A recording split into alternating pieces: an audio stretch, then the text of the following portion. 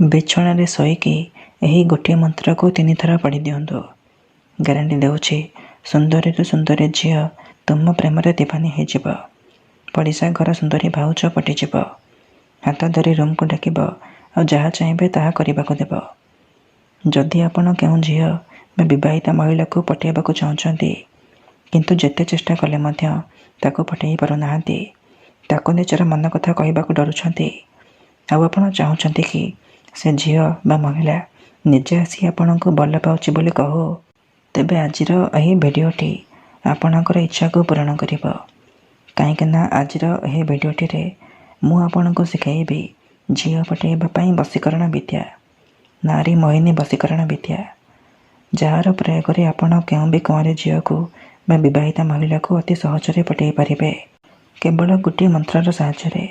ଏହି ମନ୍ତ୍ରକୁ ଯଦି ଆପଣ ବିଛଣାରେ ଶୋଇକି ମାତ୍ର 3 ଥର ପଢ଼ିଦେବେ, ଗ୍ୟାରେଣ୍ଟି ଦେଉଛି ସେ ଝିଅ ହେଉ ବା ବିବାହିତା ମହିଳା ତୁମ ପାଖକୁ ଆସିବା ପାଇଁ ବାଧ୍ୟ ହେବ।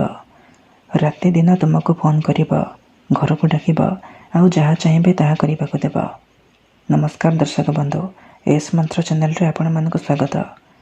ଆଜିର ଏହି ଭିଡ଼ିଓଟିରେ ମୁଁ ଆପଣଙ୍କୁ ଶିଖାଇବି ଆପଣ କିପରି ସୁନ୍ଦରୀରୁ ସୁନ୍ଦରୀ ଝିଅକୁ ପଟାଇ ପାରିବେ, ପଡ଼ିଶା ଘର ସୁନ୍ଦରୀ ଭାଉଜକୁ ପଟାଇ ପାରିବେ, ତା'ଠାରୁ ନିଜର ମନ ମୁତାବକ କାମ ହାସଲ କରିପାରିବେ। ଏହି ବଶୀକରଣ ଏତେ ଶକ୍ତିଶାଳୀ କି ଯିଏ ବି ଏହାକୁ କରିଛି ସଫଳ ହୋଇଛି। ନିଜ ପସନ୍ଦର କୁଆଁରୀ ଝିଅ ବା ସୁନ୍ଦରୀ ଭାଉଜକୁ ଅତି ସହଜରେ ନିଜ ବଶରେ କରିପାରିଛି। ତେଣୁ ଆପଣ ବି ମୋ କଥା ମାନି ଏହି ବଶୀକରଣକୁ କରିକି ଦେଖନ୍ତୁ। ତାପରେ ଦେଖିବେ ଯେଉଁ ଝିଅ ପଟୁନଥିଲା ସେ ଝିଅ ନିଜେ ଆସି ଆପଣଙ୍କୁ ଭଲ ପାଉଛି ବୋଲି କହିବ, ପାଗଳୀ ପରି ଆପଣଙ୍କୁ ଭଲ ପାଇବ।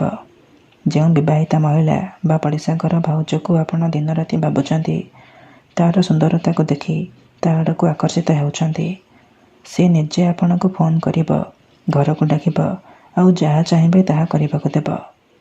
ଏହି ବଶୀକରଣ ସାହାଯ୍ୟରେ ଶାଶୁ, ନଣନ୍ଦ, ଦିଅର, ଭାଉଜ କାହାକୁ ବି ନିଜ ବଶରେ କରିପାରିବେ। ତା'ଠାରୁ ନିଜର ମନ ମୁତାବକ କାମ ହାସଲ କରିପାରିବେ। ଏଥିପାଇଁ ଆପଣଙ୍କୁ କୌଣସି ପ୍ରକାର ମନ୍ତ୍ରତନ୍ତ୍ର କରିବାକୁ ପଡ଼ିବନି କିମ୍ବା କିଛି ବି ପଇସା ଖର୍ଚ୍ଚ କରିବାକୁ ପଡ଼ିବନି। କେବଳ ଯେତେବେଳେ ଆପଣ ରାତିରେ ଶୋଇବା ପାଇଁ ଯିବେ, ବିଛଣାରେ ଶୋଇକି ଏହି ମନ୍ତ୍ରକୁ 3 ଥର ପଢ଼ିଦେବେ। ତାପରେ ଦେଖିବେ ଚମତ୍କାର। ଏପଟେ ମନ୍ତ୍ରକୁ ପଢ଼ିବା ମାତ୍ରେ ସେ ଝିଅ ହେଉ ବା ବିବାହିତା ମହିଳା ବିଚଳିତ ହୋଇ ଉଠିବ, ଆପଣଙ୍କ ଆଡ଼କୁ ଆକର୍ଷିତ ହେବାକୁ ଲାଗିବ। ଯେପର୍ଯ୍ୟନ୍ତ ଆପଣଙ୍କ ପାଖକୁ ଆସିନି, ଆପଣଙ୍କ ସହିତ ସମ୍ପର୍କ ରଖିନି, ସିଏ ଗୋଟେ ମୁହୂର୍ତ୍ତ ବି ରହିପାରିବନି। ତେବେ ଏହି ବଶୀକରଣକୁ କରିବା ସବୁଠାରୁ ସହଜ। ଏହାକୁ କେହି ବି ଅତି ସହଜରେ କରିପାରିବେ। ତେଣୁ ମୋର ଆପଣମାନଙ୍କୁ ଅନୁରୋଧ କି ମନରେ କୌଣସି ଖରାପ ଉଦ୍ଦେଶ୍ୟ କିମ୍ବା କୌଣସି ଖରାପ କାମ ପାଇଁ ଆପଣ ଏହି ବଶୀକରଣ ମନ୍ତ୍ରକୁ ପାଠ କରିବେନି। ଯଦି ଆପଣ ସତରେ ସେ ଝିଅ ବା ମହିଳାକୁ ଭଲ ପାଉଛନ୍ତି, ତାକୁ ବିବାହ କରିବା ପାଇଁ ଚାହୁଁଛନ୍ତି, ତେବେ ଆପଣ ଏହି ବଶୀକରଣକୁ ପ୍ରୟୋଗ କରନ୍ତୁ। ଅନ୍ୟଥା ମନରେ କୌଣସି ଖରାପ ଉଦ୍ଦେଶ୍ୟ କିମ୍ବା କୌଣସି ଖରାପ କାମ ପାଇଁ ଆପଣ ଏହି ବଶୀକରଣକୁ ପ୍ରୟୋଗ କରିବେନି। ଠିକ୍ ଅଛି? କାହିଁକିନା ମାତ୍ର ଥରେ ଯେଉଁ ଝିଅ ବା ବିବାହିତା ମହିଳା ଉପରେ ଆପଣ ଏହି ବଶୀକରଣ ମନ୍ତ୍ରକୁ ପାଠ କରିଦେବେ, ସିଏ ସେହି ସମୟଠାରୁ ଆପଣଙ୍କର ଗୋଲାମୀ କରିବ, ଆପଣଙ୍କର ସବୁ କଥା ମାନିବ। ଆପଣ ତାକୁ ଯାହା କହିବେ, ଯେମିତି କହିବେ ସିଏ କରିବ, କୌଣସି ପ୍ରକାର ବାଧା ଦେବ ନାହିଁ। ତେବେ ଏହି ବଶୀକରଣ ଆପଣ କିପରି କରିବେ, କେମିତି କରିବେ, ଏହାର ପ୍ରୟୋଗ ବିଧି କ'ଣ, ମୁଁ ଆପଣଙ୍କୁ ଶିଖାଇବି। ସମ୍ପୂର୍ଣ୍ଣ ପ୍ରୟୋଗ ବିଧି ମୁଁ ଆପଣଙ୍କୁ ଶିଖାଇବି। ଜାଣିବା ପାଇଁ ଭିଡ଼ିଓଟିକୁ ମୂଳରୁ ଶେଷ ପର୍ଯ୍ୟନ୍ତ ପୁରା ଧ୍ୟାନର ସହିତ ଦେଖନ୍ତୁ। ତେବେ ଯାଇକି ଆପଣ ସମ୍ପୂର୍ଣ୍ଣ ପ୍ରୟୋଗ ବିଧି ଜାଣିପାରିବେ। ଅଧାରୁ ଛାଡ଼ିକି ପଳେଇଲେ କିମ୍ବା କାଟି କାଟି ଦେଖିଲେ ଆପଣ କିଛି ବି ବୁଝିପାରିବେନି। ଆଉ ପରେ ଆପଣ କମେଣ୍ଟ କରିବେ, ଗୁରୁଜୀ ଆପଣଙ୍କର ବଶୀକରଣ କାମ କରୁନି। ଦେଖନ୍ତୁ, ବଶୀକରଣ କରିବା ପୂର୍ବରୁ ବଶୀକରଣକୁ ଠିକ୍ ଭାବରେ ବୁଝନ୍ତୁ, ପ୍ରୟୋଗ ବିଧିକୁ ଠିକ୍ ଭାବରେ ଶିଖନ୍ତୁ। ତାପରେ ଆପଣ ବଶୀକରଣ କରିବା ପାଇଁ ଯିବେ। ମନ୍ତ୍ର, ତନ୍ତ୍ର, ଯନ୍ତ୍ର, ବଶୀକରଣ ଇଏ ଏମିତି ସେମିତି କାମ କରେନି। ମନରେ ସମ୍ପୂର୍ଣ୍ଣ ବିଶ୍ୱାସ, ନିଷ୍ଠା ଆଉ ଏକାଗ୍ରତାର ସହିତ ଆପଣଙ୍କୁ ଏହି ବଶୀକରଣ କରିବା ପାଇଁ ପଡ଼ିବ। ତେବେ ଯାଇ ମୁଁ ଆପଣଙ୍କୁ ଗ୍ୟାରେଣ୍ଟି ଦେଉଛି ଆପଣ ଯେତେ ସୁନ୍ଦରୀ ଝିଅ ବା ସୁନ୍ଦରୀ ମହିଳାକୁ ଚାହିଁବେ ତାକୁ ଅତି ସହଜରେ ପଟାଇ ପାରିବେ। ତା'ଠାରୁ ନିଜର ମନ ମୁତାବକ କାମ ହାସଲ କରିପାରିବେ। ତେବେ ଚାଲନ୍ତୁ ଜାଣିବା ଏହି ବଶୀକରଣ ଆପଣ କିପରି କରିବେ।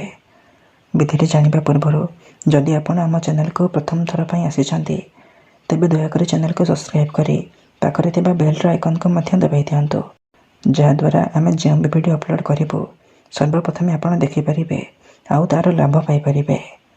ମନେ ରଖନ୍ତୁ, ଏହି ବଶୀକରଣକୁ ଆପଣ କେଉଁ ବି ବାରରେ କରିପାରିବେ, କିନ୍ତୁ ଯେବେ ବି କରିବେ ରାତିରେ ଶୋଇବା ପୂର୍ବରୁ କରିବେ। ବିଦେଡ଼ି କରିବା ପୂର୍ବରୁ ଭଲ ଭାବରେ ହାତ, ଗୋଡ଼, ମୁହଁ ଧୋଇକି ଏହି ବଶୀକରଣକୁ ଆରମ୍ଭ କରିବେ।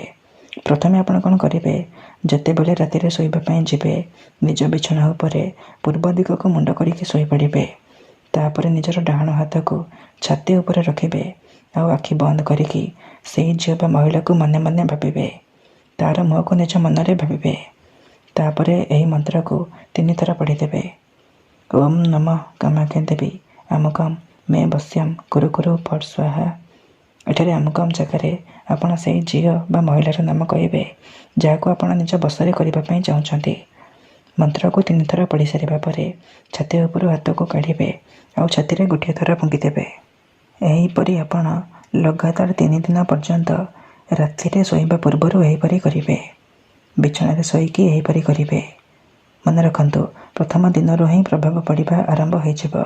ସେ ଝିଅ ହେଉ ବା ବିବାହିତା ମହିଳା ଆପଣଙ୍କ ଆଡ଼କୁ ଆକର୍ଷିତ ହେବାକୁ ଲାଗିବ। କିନ୍ତୁ ମନେ ରଖନ୍ତୁ, ଏହି ବିଧିକୁ ଆପଣ ଅଧାରୁ ଛାଡ଼ିବେନି। ଲଗାତାର 3 ଦିନ ପର୍ଯ୍ୟନ୍ତ ରାତିରେ ଶୋଇବା ପୂର୍ବରୁ ଏହିପରି କରିବେ। ତାପରେ ଦେଖିବେ କିପରି ସେ ଝିଅ ବା ମହିଳା ଆପଣଙ୍କ ଆଡ଼କୁ ଆକର୍ଷିତ ହେବାକୁ ଲାଗିବ। ଧନ୍ୟବାଦ।